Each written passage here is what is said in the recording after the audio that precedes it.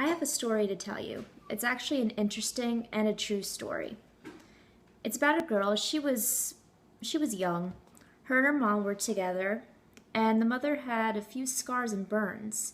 It almost looked deformed, but she made no big deal about it. The mom always looked at it like it wasn't a big deal, whatever. The story is about the two of them and her mom's hand. The story is called What Happened to Your Hand?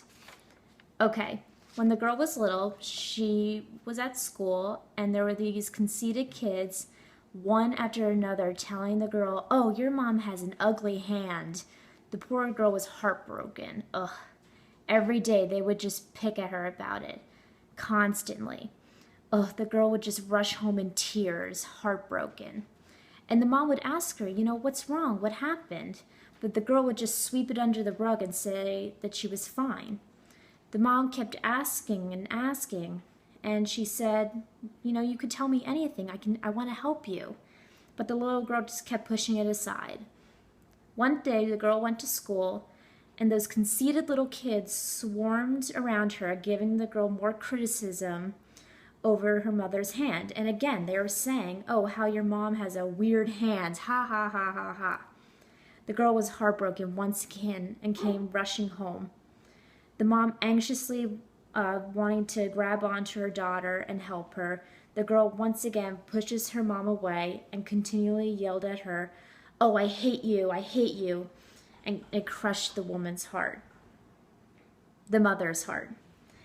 And the girl ran to her room and started bawling her eyes out on the bed. The mom, feeling concerned, opens the door and gently taps her on the shoulder and asks, "Sweetie, what happened? Please, I really want to help."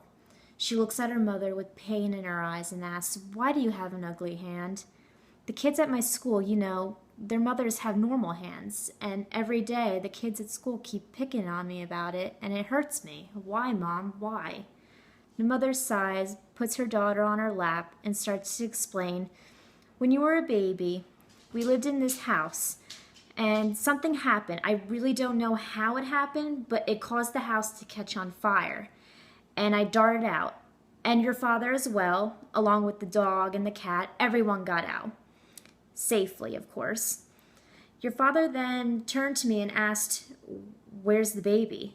And we both thought that one of us had you, and we realized the baby is in the house, and we were panicking. So the family came rushing over eventually, and the five of us were all going to run back in the house, but I didn't want them to risk their lives. So I broke through the door and entered the house. The fire was intense, and I couldn't see a thing. It was so hard for me to see. I searched for your room, and I eventually found you in the cradle crying. Right as I was about to grab you, a piece of wood with flames on it fell right down and almost hit you. But I caught the piece of wood in time and pushed it right up and grabbed you. My hand that was holding the wood was burning. The pain was so intense, but I had you safe in my arms and found her, and that's all that mattered. Eventually, we found our way out of the house, and when we got out, at that point, my hand was burned. I felt no movement anymore, but I saved you, and that's all that matters." The girl looked at her mom, grabbed her mother's burnt hand, and pulled it close to her chest and said, "Mom, your hand is so beautiful."